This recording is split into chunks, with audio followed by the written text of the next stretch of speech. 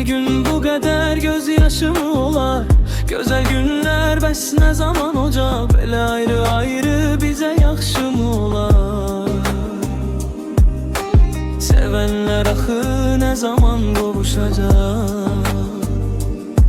İki ayrı seven, iki ayrı aşık könlüne Həsrəti basıb ne zamana kadar? Gülmeyi unudub her gece her gece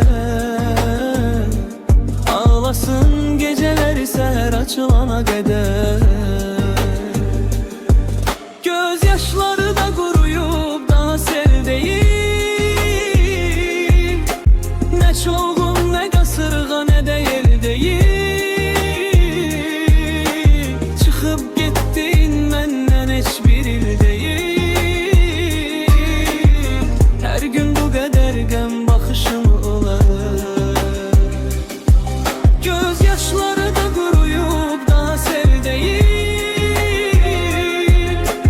Ne çolğun ne qasırğa ne de yel değil. Çıxıb getdin məndən heç bir il değil.